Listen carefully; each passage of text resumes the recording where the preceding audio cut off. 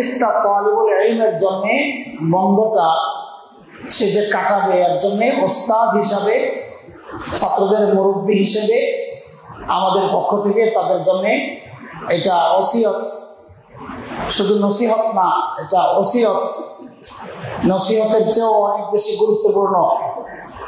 সেই হিসাবে কথাগুলো বলছি। যদি মনে করো আমার উস্তাদ আমাদের সবচেয়ে আপনজন হিতাকাঙ্ক্ষী, তাইলে কথাগুলো ওইভাবেই মূল্যায়ন করবা, মানবা ইনশাআল্লাহ তাআলা। 5টা বিষয় আমরা আলোচনা করি। কয় বিষয়? এই 5টা বিষয় যেন আমি ভুলে না যাই। এর মধ্যে 1 নাম্বার হচ্ছে, দেখো আমি মাঝে মধ্যেই বলি মাদ্রাসার এই পরিবেশটা আমাদের জন্য একটা বিশাল নিয়ামত। দুনিয়ার আর কোনো জায়গা নাই যে 24 ঘন্টা সবসময় প্রতিদিন একটা দ্বীনি পরিবেশে থাকা, 5 ওয়াক্ত নামাজ জামাতের সাথে পড়া, সময়ের সবচেয়ে সহজ গুনাহ চোখের গুনাহ, অথচ সবচেয়ে ভয়ঙ্কর গুনাহ। সহজ কিন্তু সবচেয়ে ভয়ঙ্কর। এই মুহূর্তে এই চোখের গুনাহ থেকে মুক্ত থাকার একটা পরিবেশ হচ্ছে এই মাদ্রাসা। তা আমি যখন বাড়িতে যাব, এই যে একটা বিষয় যে প্রতিদিন মাদ্রাসায় যেমন 5 ওয়াক্ত নামাজ আমি ইমামের সাথে পড়তাম, বাড়িতে গেলেও যেন আমার ওই 5 ওয়াক্ত নামাজ গুরুত্ব সহ হয়। আর একটা কথা এটা সবসময় মাথায় রেখো, ফরজ নামাজের এহতেমাম কে করবে? যে ওয়াজিবাতের এহতেমাম করবে। কারো যদি ওয়াজিবাতের সমস্যা থাকে তার ফরজেরও সমস্যা হবে, পাশেরটায় ঝামেলা হয়। ওয়াজিবাতের এহতেমাম কে করে? যে সুন্নতে মুআক্কাদা যেগুলো আছে, এই সুন্নতে মুআক্কাদার এহতেমাম যে করে। সুন্নতে মুআক্কাদার এহতেমাম কে করে? যে নওয়াফিল, মুস্তাহাব্বাত, মানদুবাত এগুলোর এহতেমাম যারা করে তারা সুন্নতে মুআক্কাদার এহতেমাম করে। সুন্নতে মুআক্কাদার এহতেমাম যে করে ওয়াজিবাতের এহতেমাম করে। ওয়াজিবাতের গুরুত্ব দিয়ে যে করে সে ফরজেরও এহতেমাম করে। এই জন্য ফরজ নামাজের এহতেমামের জন্য আমাদের জরুরি হচ্ছে সুন্নত আর নওয়াফিলের এহতেমাম করা। আমরা চেষ্টা করব আমাদের তাহাজ্জুদ না ছুটে, আমরা চেষ্টা করব আমাদের ইশরাক, আওয়াবিন, চারটের নামাজ, সালাতুদ দুহা এগুলো যেন না ছুটে। এগুলোর এহতেমাম করলে ইনশাআল্লাহ সুন্নতে মুআক্কাদারও এহতেমাম হবে। সুন্নতে মুআক্কাদার এহতেমাম হলে অটোমেটিক এটা ওয়াজিবের উপর পড়বে, ওয়াজিবের এহতেমাম হলে এটা অটোমেটিক ফরজ নামাজের উপর পড়বে। তো এই জন্যে বাড়িতে গেলে আমরা ভুলে যাই মাদ্রাসার এই পরিবেশের কথা। আমাদের অনুরোধ থাকবে তোমাদের কাছে যে মাদ্রাসায় যেমন নামাজ আমরা এহতেমামের সাথে জামাতের সাথে প্রতিদিন প্রতি ওয়াক্ত পড়েছি, বাড়িতে গিয়েও ইনশাআল্লাহ প্রতি ওয়াক্ত নামাজ জামাতের সাথে গুরুত্ব সহ আমরা পড়বো ইনশাআল্লাহ তাআলা। তাহলে আমাদের 1 নাম্বার কাজ কি? নামাজের এহতেমাম। বলো। 2 নাম্বার, মাদ্রাসায় ওস্তাদদের নিগরানিতে ছিল, ওস্তাদদের এহতেরাম, ইজ্জত, আজমত, খেদমত সবই করেছো আলহামদুলিল্লাহ। বয়সের ঘাটতির কারণে, ছোট হওয়ার কারণে, না বুঝার কারণে কখনো কখনো কিছু ঘাটতি হতে পারে। আলহামদুলিল্লাহ আমরা সব, আমি তো কোনো ছাত্রের উপর আমার কোনো কষ্ট নাই, আমি সবাইকে মাফ করে দেই। তো তোমাদের থেকেও যদি কোনো ভুলে কিছু হয়ে থাকে, যদি আমার হৃদয়ে কোনো কষ্ট থাকে, আমি মাফ করে দিছি। আমি ওস্তাদদেরকে বলবো ওস্তাদরা যেন মাফ করে দেয়। বাড়িতে যায় আমরা আরেক মুরব্বীদের নিগরানিতে চলে যাব, আমাদের বাবা মা যাদের আছে। এটা বিশ্বাস রাখো যে দুনিয়ার সবচেয়ে বড় নিয়ামত তোমার আছে। যার বাবা মা নাই সে জানে সে কত বড় নিয়ামত হারায় গেছে। শাসন করে যে এটাকেও নিয়ামত মনে করো, ডাক দেয় এটাকেও নিয়ামত মনে করো। হযরত মুফতি তকি ওসমানী দামাত বরকাতুহুল আলিয়া বলতেন, এক বুড়ির কাছে যাইতেন মাঝে মধ্যে খাইতে খাইতে। কেন যাইতেন? যে আমাকে নাম ধরে ডাকার মতো কেউ নাই, ওখানে যাই শুধু এই শান্তিটা পাওয়ার জন্য যে ওই মা আমাকে নাম ধরে ডাকে। এই যে তোমাদেরকে নাম ধরে ডাকে যারা, তারা চলে গেলে বুঝবা ওই ডাকটার কি মূল্য ছিল, ওই মানুষটা তোমার জন্য কত বড় সম্পদ ছিল যে তোমাকে নাম ধরে ডাকে, তুই বলে ডাকে, শাসন করে, এটা কত বড় সম্পদ ছিল, চলে গেলে বুঝবা। এই জন্য বাড়িতে গিয়ে বাবা মা তাদের এহতেরাম, ইজ্জত, খিদমত, নুসরত এগুলো পুরোপুরি যেন আমরা করি। দেখো আমার একটা ছোট্ট মেয়ে আছে, ও একদম আমি বাসায় গেলে আমার কি লাগবে ওষুধ খাওয়ার জন্য গেলে একটু পা টিপে দেওয়া, একটু মাথায় একটু ব্যতিক্রম এটা। তো ছোট মানুষ, কিন্তু ও যতক্ষণ আমার এই খেদমতে থাকে ততক্ষণ আমি শুধু দোয়াই করতে থাকি, আল্লাহ আল্লাহ খালি দোয়াই করতে থাকি। তো বুঝি যে আমার তো নাই যে আমি যাই একটু দোয়া নেব। আমার আম্মা যেদিন ইন্তেকাল করে তো খুব কাঁদতেছিলাম একা একা বসে বসে। তো আমার বড় বোন, আমার বড় দুই বোন আছে, তো একদম বড় জন আমাকে এসে বলতেছে, ও হাসান তুই কান্না করলে আমাদেরকে সান্ত্বনাটা দিবে কি, মানে আমাদের মধ্যে তুই একটু বুঝে এটা এই হিসাবে বলা, তুই যদি কান্না করস তা আমাদেরকে সান্ত্বনা দিবে কি। তা আমি মনে আছে আমি কি বলেছিলাম, বন্ধে আম্মা চলে গেছেন, আমি তো সেই জন্য কান্না করতেছি না, আল্লাহর হুকুম চলে গেছে, আমি কাঁদতেছি এই জন্য, এখন আমার জন্য দোয়া করবে।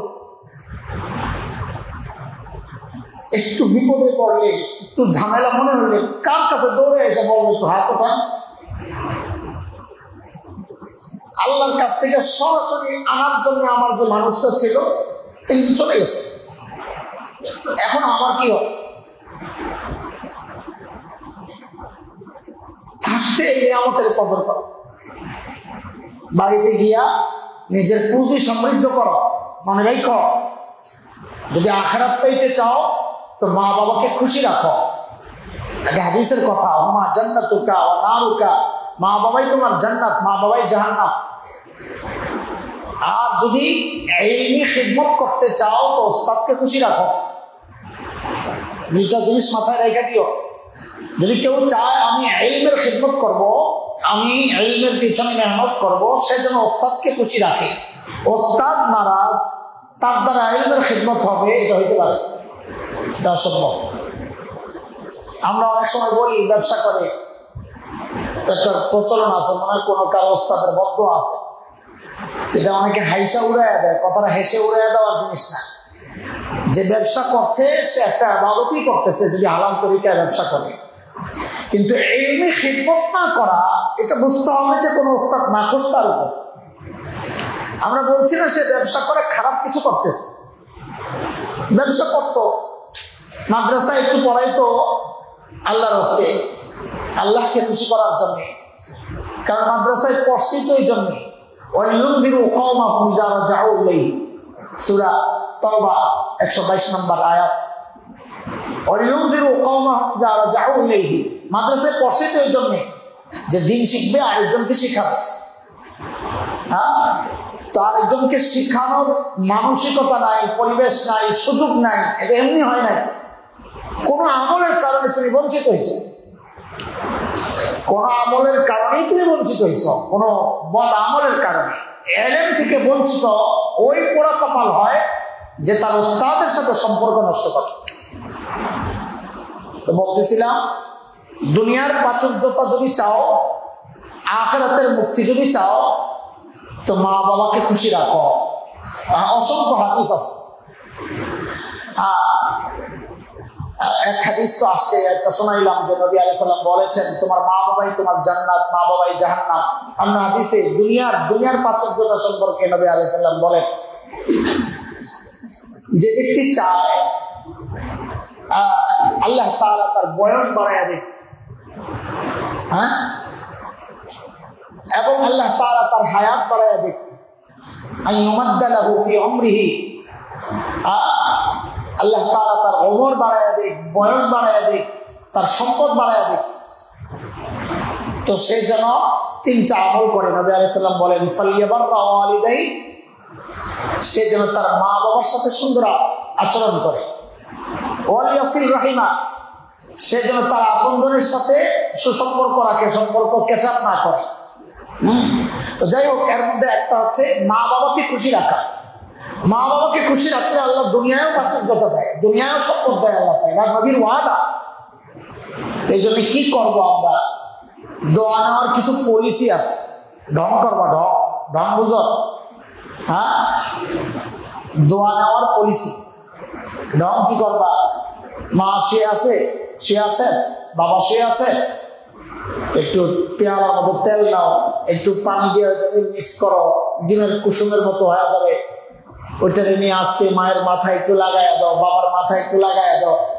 বুড়া হয়ে গেছেন, হাত পা একটু ব্যথা করে, একটু হাত পা গুলোরে টিপে দাও। হয়তো তোমার নাও দিতে পারে, অনেকের অভ্যাস না থাকলে সুরসুরি লাগে, হইতে পারে, কিন্তু দিলে খুব আরাম পাবে, খুব সুখ অনুভব করবে। আর তাদের ওই অন্তরের প্রশান্তিটাই তোমার জীবন গড়ার জন্য পাথর হয়ে যাবে ইনশাআল্লাহ।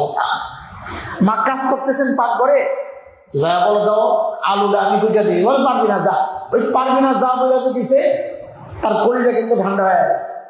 মার হাতে ঝাড়ু তুমি নিয়ে নাও, মা আমি ঝাড়ু দিই, ময়লাটা তুমি নিয়ে ফালাই দাও, কাপড় চোপড় দিতে চাইলে তুমি বলো আমারও দাও, দিবেন না, হয়তো না দিলেও একটু চেষ্টা করো। এটা হলো ঢং, ঢং দোয়া নেওয়ার ঢং। হ্যাঁ, যাই সালাম দাও, মুসাফা করো, হ্যাঁ, মাথা একটু আগায় দাও, একটু হাতায় দাও, মা মাথাটা হাতায় দাও, বাবার কাছে মাথা আগায় দাও, বাবা একটু মাথাটা হাতায় দাও। আরে জালেম, এগুলো করে দেখ, মা বাবা তো খুশি হবেনি, তো দুনিয়াও বনে যাবে, আখিরাতও বনে যাবে ইনশাআল্লাহ।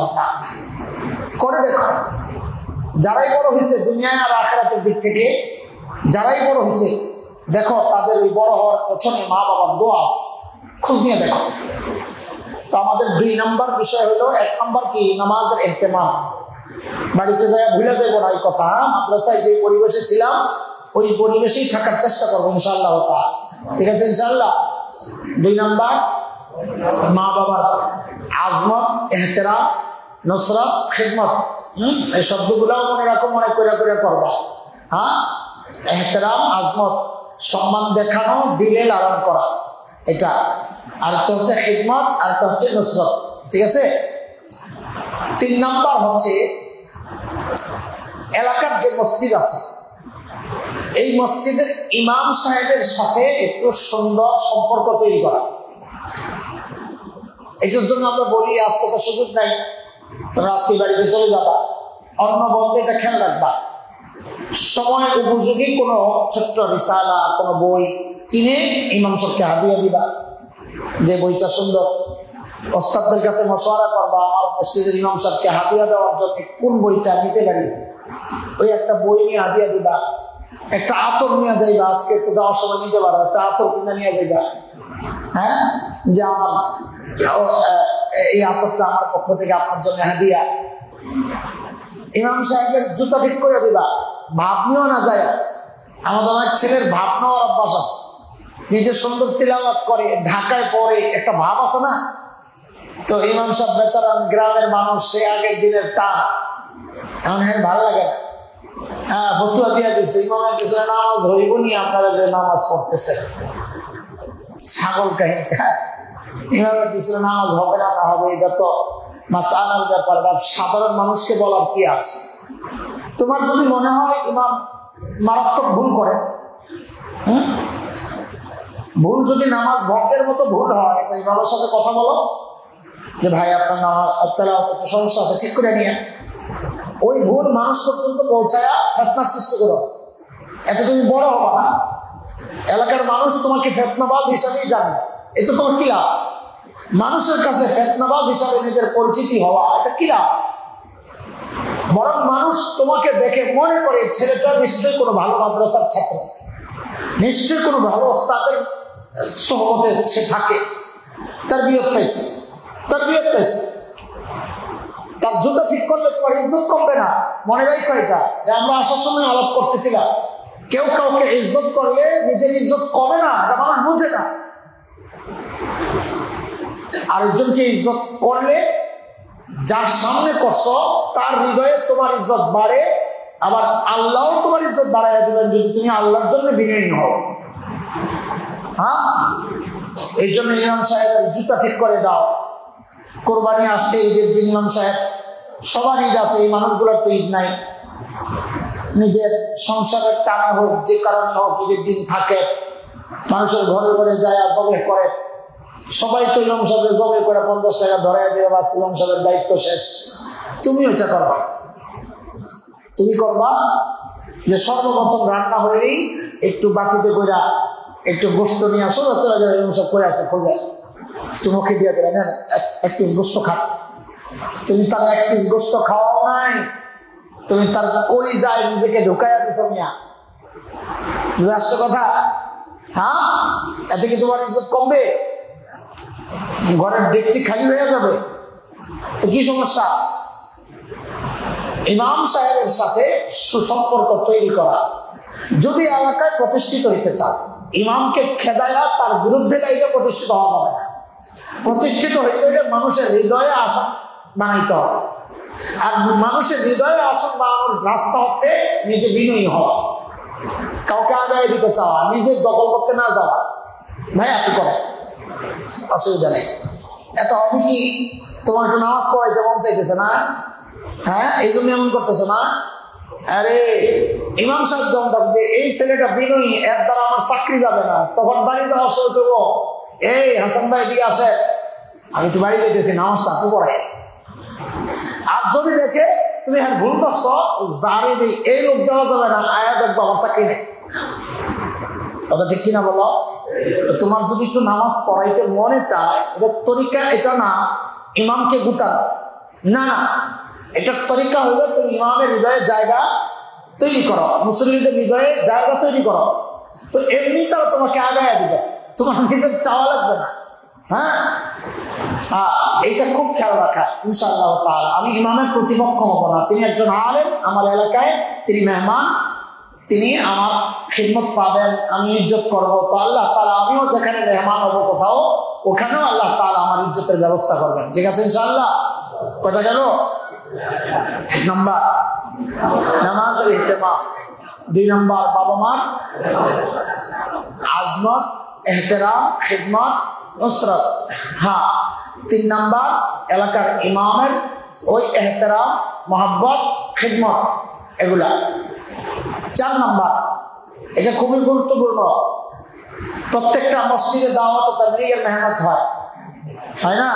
খুব কম আছে এমন দাওয়াত তাবলীগের মেহনত হয় না। আল্লাহ তাআলা হযরত ইলিয়াস রাহমাতুল্লাহি আলাইহি ফিকিরকে আল্লাহ তাআলা এমন কবুল করছেন, উলামায়ে দেওবন্দের সহযোগিতা এবং রাস্তা দেখায় দেওয়ার বরকতে আল্লাহ তাআলা এই মেহনতকে এত কবুল করছেন যে দুনিয়ার অধিকাংশ মসজিদের মধ্যেই খিদমত চলতেছে আলহামদুলিল্লাহ, বিশেষ করে আমাদের এই উপমহাদেশে। তো আমাদের জন্য বড় দুর্ভাগ্য, এখন দাওয়াত তাবলীগের মধ্যে 2টা গ্রুপ হয়ে গেছে। মনে রেখো, গ্রুপ যাই হোক, সবাই আমাদেরই, বিশেষ এক ব্যক্তির কারণে একটা পক্ষ আমাদের বিপক্ষে চলে গেছে, কিন্তু তারা তাদের আকীদা আমাদের, তাদের কর্মপন্থা আমাদের, কিছু বিষয়ে একটু এদিক সেদিক হয়ে গেছে, বা সাধারণ মানুষ তারা ওইভাবে বুঝে উঠতে পারে না। তাদের সামনে তুমি নিজে মোকাবেল হয়ে দাঁড়াও, এটা মাথায় রাখো। এলাকায় গ্রুপ যেটাই থাকুক, তাদের সামনে তুমি নিজেকে তাদের প্রতিপক্ষ হিসাবে কখনোই দাঁড় করাবা। মনে না চাইলে কাজে অংশগ্রহণ করো না, কিন্তু নিজেকে প্রতিপক্ষ হিসাবে দাঁড় করায়, তোমাদের কাজ না। আর যদি দেখো আমাদের নিসবতের কাজ চলতেছে, ওলামাদের মেহনত চলতেছে, তাইলে ওই মেহনতের প্রত্যেকটা কাজে তুমি শরীক হইবা। তাবলীগের মসজিদের যে কাজ হয় প্রত্যেক মহল্লায়, ওই তাবলীগের কাজে শরীক হইবা। তালিমে, গাছতে, আরো যে সমস্ত মামলাত আছে এগুলোতে, মশওয়ারা, এগুলোতে শরীক হইবা। এতে করে সাধারণ মানুষের কাছে দিন পৌঁছানোর সওয়াব তো পাইবাই, তোমার একটা অবস্থান, গ্রহণযোগ্যতা এলাকার দিনদারদের মধ্যে তৈরি হবে। আমাদের মসজিদের এক মুসল্লি আছে, এই কদিন আগে, এই গত জমা, এই জমা আমার সাথে বয়ান করে বসলেই আইসা মুসাফা করে। তো বলতেছে মোস্তফা হুজুরে দেখি না, মনটা খুব খারাপ লাগতেছে অনেকদিন ধরে। কোন হুজুরের জায়গাটা চিনি তোমরা? মোস্তফা হুজুরে দেখি না, মনটা খুব খারাপ লাগতেছে। আমাকে দেখছো আবার ওই যে মোস্তফা হুজুর তাদের সাথে তাবলীগের একটু বসছিল, যাইয়া একটু গাছতে গেছে, একটু মশলায় বসছে, তো তাদের দিলের মধ্যে বসে গেছে। এখন আমারে না দেখলে ওনার খারাপ লাগে না, ওনার মোস্তফা হুজুর না দেখলে ওনার খারাপ লাগে। দেখছো কারবার নামাজ পড়ে আমার পিছনে খারাপ লাগে, বলে মোস্তফা হুজুর না দেখলে আমার তখন কেমন লাগে কম। আল্লাহ, আমি বলছি না মোস্তফা হুজুর ভালো আছে, নাকি দোয়া করে আসবে ইনশাল্লাহ, বলবো না কথা। এটা কেন হচ্ছে? ও যে আমি বলছি আমাদের ওখানে যখন ছিলেন যে ভাই এলাকার দাওয়াতি মেহনতের সাথে আপনি আমাদের মাদ্রাসার প্রতিনিধি হয়ে তাদের সাথে একটু জুড়ে, তো মাদ্রাসার সাথেও একটা লিঙ্ক তৈরি হবে। এলাকার দিনদার যারা আছে সব মানুষের হৃদয়ে আমার আস্থা নেওয়ার দরকার নেই, এটা হবেও না। আমি মাদ্রাসায় পড়ি, অনেক মানুষ আমাকে এটা এই জন্য পছন্দ করে না। আমাকে চেষ্টা করতে হবে দিনদাররা যেন আমার প্রতিপক্ষ না হয়, এটা খেয়াল রাখতে হবে বেশি। আর যারা দিনদার না তারা যেন অন্তত আমাকে দেখে মনে করে যে না, যা মনে করছিলাম মাদ্রাসায় পড়ে যা হয়, এই ছেলেটা একটু ব্যতিক্রম লাগতেছে, সব হুজুর এক না। তোমাকে দেখে যেন এই কথা বলে সব হুজুর, হ্যাঁ এটার আবার দুই অর্থ আছে। সব হুজুর এক না, এটার কয় অর্থ আছে? এক অর্থ হইল যে তোর মতো পুংটা সব হুজুর না, এটা এক অর্থ। এই অর্থ যেন তোমার বেলায় না হয়। তোমার বেলায় এমনটা হয় যে কিছু হুজুর কিছু নৈতিক পদস্খলন তাদের ঘটতে পারে, কিন্তু আমার এই বাবাটা, আমার এই ভাতিজা, আমার এই ভাই ওই সব হুজুরের মতো না। মাশাআল্লাহ, সে আমাদের এলাকার জন্য একটা আদর্শ ছেলে।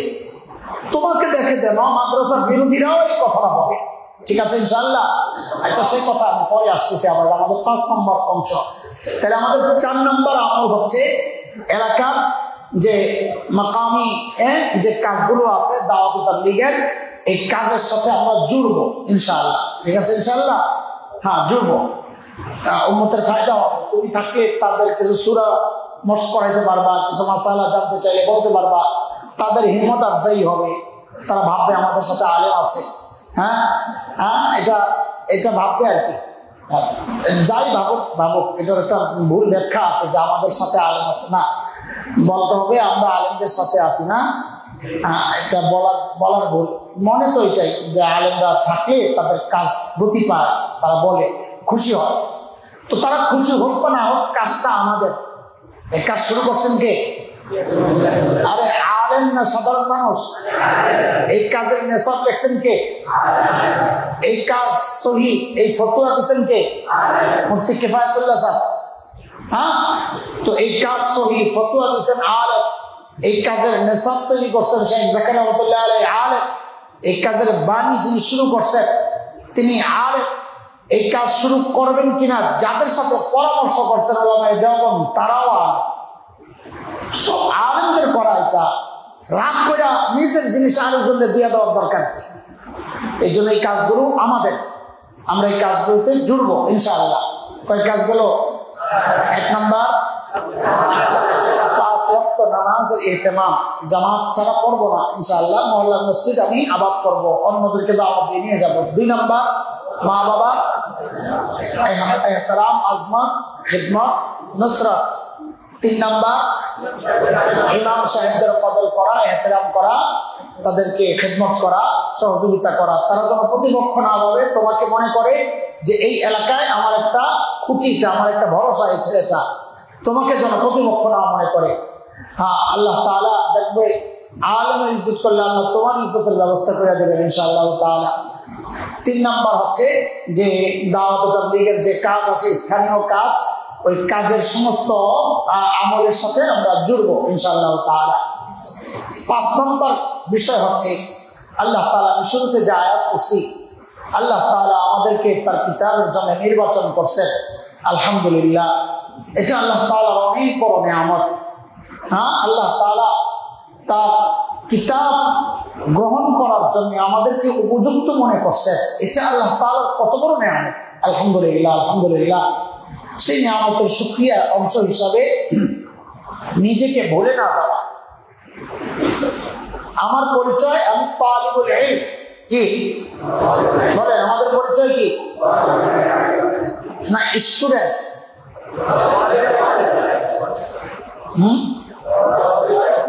বলেন না স্টুডেন্ট? আমাদের পরিচয় আমরা তালিবুল ইলম। বাড়িতে গেলে যেন ওই পরিচয়টা হারায় না যায়। আমাদের কথিত আছে, এক বিশেষ অঞ্চল সম্পর্কে আমাদের এক ওস্তাদ বলতেন, ও বাড়িতে গেলে ভুলে যায় যে মাদ্রাসায় পড়ে। তো রাস্তায় ঘুরে ঘুরে হঠাৎ দেখে বাসের পাশের সিটে এক মাদ্রাসা ছাত্র টুপি টাপি করে বসে আছে। হঠাৎ ওরে বইটা মনে পড়ে, আরে আমিও তো এইরকম হালও তো হয় অনেক ছেলে। আল্লাহ এটা যেন না, এটা যেন না। আমার বেশভূষা, আমার চালচলন, আমার সাজসজ্জা, আমার পোশাক, আমার পোশাকের ধরন, আমার চুলের স্টাইল, এগুলো দেখলেই যেন বোঝা যায় এই মানুষটা মাদ্রাসার ছাত্র। আমাদের বড় আফসোস লাগে, আমার খারাপও লাগে, এটা তবিয়ত হয়ে গেছে। আমি আমার এমন বাবার সন্তান যে বাবার তবিয়ত এমন ছিল, যার কারণে আমরা যেভাবে বেড়ে উঠছি আমাদের তবিয়ত ওইরকম হয়ে গেছে। আবার পড়ছি এমন মাদ্রাসায়, ফরিদাবাদ মাদ্রাসায়, ওই মাদ্রাসার তবিয়ত আর মেজাজ ওইরকম আগিলা দিনের। তো এই জন্য ওই জামা কাপড়, ওই সাদা সিধা, টুপিও একটা আল্লাহর হস্তে। আমার তো টুপি সবসময় এরকম থাকতো। তা আম্মা বলতাম তো টুপি আর সবাই না জীবনে, মানে অত খুব খবর নেই, বাস চলছে, গাড়ি যাত্রা বাড়ি, একদিকে তাকিয়ে তো হয়। গেঞ্জি, রঙিন গেঞ্জি জিন্দিগিতে গায়ে বসছে কিনা মনে নাই, আমার মনে পড়ে না। রঙিন জামা, ফুল টুলওয়ালা, কালারফুল, বাপরে বাপ, সুবহানাল্লাহ। আশ্চর্য, এখন দেখি মাদ্রাসার ছাত্র চুস পায়জামা পরে, ট্রাউজার পরে, ট্রাউজার কি করে, খেলোয়াড়দের জার্সি পরে মাদ্রাসার ছাত্র। কি রে ভাই, এইটা তো ভেতরের কি অবস্থা, বাহিরের অবস্থা হইল। আরে বাইরে পচন ধরে তো প্রকাশ পায়, তো ভেতরে পচন ধরবে। মানুষ নিজের দোষ গোপন করতে চায়, তো ভেতরটা কতটা পচতে এটা বাহিরে প্রকাশ পায় গেছে। এই জন্যই তো শরীয়তের বিধান হচ্ছে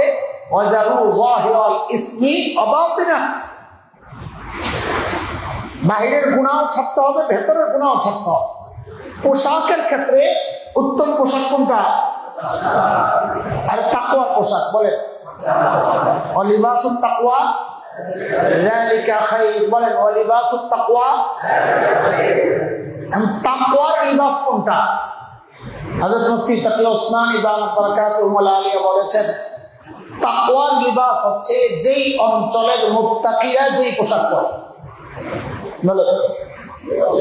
যে অঞ্চলের মুত্তাকিরা যেই পোশাক পরে ওইটাই তাকওয়ার পোশাক।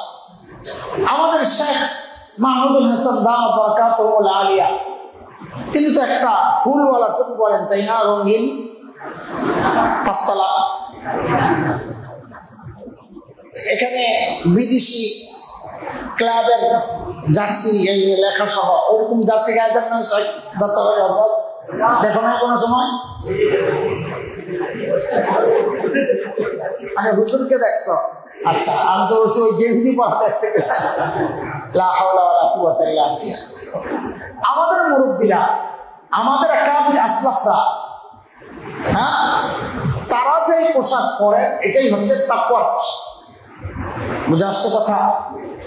এদেশে মানুষ যাকে মুত্তাকি মনে করে, তারা যেই পোশাক, তাদের যে বেশভূষা, ওইটাই তাকওয়ার পোশাক। অন্য পোশাক না জায়েজ না, শার্ট পরা না জায়েজ না, গেঞ্জি পরা না জায়েজ না, রঙিন গেঞ্জি না জায়েজ না। হ্যাঁ, শরীরের সাথে আন্তঃশত পোশাক এটা না জায়েজ, চুস না জায়েজ, কারণ এটা শরীরের সতরের যে অঙ্গগুলো ফুটে ওঠে, না জায়েজ। কিন্তু এগুলো তাকওয়ার পোশাক না। তোমার তো মেহনত হবে, মুত্তাকি হওয়ার মেহনত। তুমি কেন ওই জায়েজ পোশাক পরবা? জায়েজের উপর চলে কেউ মুত্তাকি হয় না। মনে রাখো কথা, জায়েজের উপর চলে কেউ কি হয় না? কথা বলে মুত্তাকি হয় না। মুত্তাকি হওয়ার জন্য উত্তমের উপর চলতে হয়। বলো, মুত্তাকি হওয়ার জন্য উত্তমের উপর চলতে হয়, জায়েজের উপর চলে কেউ মুত্তাকি হয় না। তো তুমি মাদ্রাসা ওয়ালা তালিবুল ইলম, জগতের সর্বশ্রেষ্ঠ মানুষ আল্লাহ তোমাকে বানাইছে, কোরআন ওয়ালা। তোমার চাল চলন, তোমার কথাবার্তা, তোমার কথা হবে সমাজের সবচেয়ে উত্তম কথা, তোমার চলনের ঢং হবে সমাজের সবচেয়ে উত্তম ঢং, তোমার পোশাক হবে সমাজের সবচেয়ে উত্তম পোশাক। তাই না তুমি আল্লাহ তাআলা যে নিয়ামত দিয়েছেন কোরআনের কিতাবে, ওই নিয়ামতের কদর করতেছো এটা মনে হবে। আর তুমি যদি গা ভাসায়া অন্যদের সাথে চলে যাও, তাহলে তো তোমাকে আল্লাহ যে নিয়ামত দিয়েছেন ওই নিয়ামতের অবমূল্যায়ন করতেছে। আমাদের অনেক ভাই আছে ওই সমাজের নষ্ট ছেলেমেয়ের সাথে বন্ধের সময় কাটা, এই তুই ওর সাথে চলতে মানা করছি না, কি বল, একটা নিয়ত আছে, কি নিয়ত, চেষ্টা করতেছি ওরে বুঝাইতে, কি করতে, আরে বুঝাইয়া দিনের পথে আনতে চেষ্টা করতেছে। তো ওর সাথে দেখলাম খেলতেছি যেন ওর সাথে খাতির হয়, ওরা আস্তে আস্তে দিনের দিকে আনার চেষ্টা করতেছে। বুঝছো, শয়তানের একটা ধোঁকা। এটা কি? কারণ তুমি নিজে এখনো অতটা মজবুত হও নাই যে আরেকজনকে নিয়ে আইবা, বরং তুমি এখনো অতটা দুর্বল যে আরেকজন দ্বারা প্রভাবিত হবা। বুঝাইতে পারছি কথা? তুমি যদি তোমার ওস্তাদকে দেখো কোনো নষ্ট সমাজের জায়গায় কথা বলতেছে, তুমি বুঝবা যে আমার চেষ্টা চলতেছে, যে এই কাজটা তুমি করবা না, কারণ তোমার অবস্থান, দিনের হালত এখনো অতটা মজবুত হয় নাই যে তুমি একটা নষ্ট ছেলেকে ওখান থেকে নিয়ে আইসা ভালো জায়গায় পৌঁছায় দিবা। ওই রকম অবস্থান তোমার এখনো হয় নাই, বরং এটার সম্ভাবনাই বেশি তুমি নিজেই হারায় যেতে পারো। এই জন্য ওই ভালো কাজ তোমার দরকার নাই, ওই ভালো কাজ তোমার দরকার নাই। তুমি তাদেরকে এড়াইয়া চলো যারা এলাকার নষ্ট ছেলে। কিশোর গ্যাং বেরিয়েছে এখন, কিশোর গ্যাং। আপনি যায়া, এরা সদস্য ছিল আগে 10 জন, আপনি যায়া 11 জন বানায়েন না। কথা বুঝাইতে পারছি? ওদের সংখ্যা যেন 10 জন 10 জনই থাকে, আপনার দ্বারা যেন 11 নম্বর আরেকজন আপনি না হন। এই জন্য এই সমস্ত এলাকার কিশোর গ্যাং, এলাকার বখাটের ছেলে পেলে মা বাবার কথা শোনে না, মুরব্বীদের সাথে সম্মানের সাথে দাঁড়ায় না, এই চুল এলোমেলো, হ্যাঁ পোশাক এলোমেলো, আবার ভিডিও বানায়, পাগলগুলোর রাস্তায় পৌঁছে যায় পিড়াইতে, চেহারার যে কাটিং, এই মোবাইল একটা ইটের লগে দাঁড় করায়, ওদিন দেখতেছি ইটের মধ্যে মোবাইল একটা দাঁড় করায়, খালি দিকে এমন করে মনটা পিটাই দেয়। এটা তো চেহারা যদি ভালো হইতো তাও করতে, চুল দিয়ে আউড়ে দৌড়ে বাবরে, এটাই হেয়ার স্টাইল, এর তো নিশ্চয় কত। এদেরকে যাইবা তুমি হেদায়ত করতে, ভাইরে আমরা এই রিস্ক নিতে রাজি না। এলাকায় যাদের চুল এলোমেলো আছে, যাই যদি কোরবানির কারণে রেখে থাকো তো রাখো, ঈদের পরে কাইটো অসুবিধা নেই, কিন্তু এই উল্টা পাল্টা চুল, উল্টা পাল্টা পোশাক, উল্টা পাল্টা মোষ, খালি এমন এমন করে, কিছু বলার নেই, মোষ কি এমন করো কে? তোমার ওস্তাদের রাখছেন এত বড় বড় মোষ আছে? তোমার কোন ওস্তাদের মোষ এত বড় বড় আছে? তোমার মোষ কেন বড়? কেউ বাবরি রাখলে পরিপাটি করে রাখবা, দাড়ি ছাড়া বাবরি রাখার দরকার না তোমার, এটা মানুষের খারাপ মনে করবে। তুমি সুন্নত মাইনো, আমরা অস্বীকার করতেছি না, একটু বড় হোক, একটু বয়স হোক, কারণ এখন রাখলে অন্য কিছু মনে করবে, মাস্তানি করো, খামাকা সুন্নতটা নিয়ে মানুষ ঠাট্টা করবে। সুন্নত যেন ঠাট্টার জিনিস না হয়, কারণ তুমি তো সুন্নত আদায় করতেছ, ঠাট্টা করে একজন ইমান হারা, এমনটা না, ঠিক আছে? হযরত মুফতি শফি রহমতুল্লাহ আলাইহি এক সফরে ছিলেন, হযরত তকি ওসমানী সাহেব লেখছেন, এক সফরে ছিলেন, এক হোটেলে ঢুকছেন সঙ্গীরা সহ। এমন সঙ্গীদের মধ্যে কেউ কেউ খুব বুজুর্গ মানুষ ছিলেন, ওনারা তো এই ফ্লোরের মধ্যে চাদর বিছাইতেছেন। তো হযরত জিজ্ঞেস করতেছেন কি করবা? বলে খাবো, তো চেয়ার টেবিল আছে না, এটা সুন্নাহ। ওইটা তো কোনো সন্দেহ নেই যে সুন্নতের আকরাব করিব হচ্ছে ফ্লোরে বসে খাওয়া, কিন্তু এখন এই ফ্লোরে বসে খাইতে গেলে সুন্নতকে নিয়ে মানুষ ঠাট্টা করবে।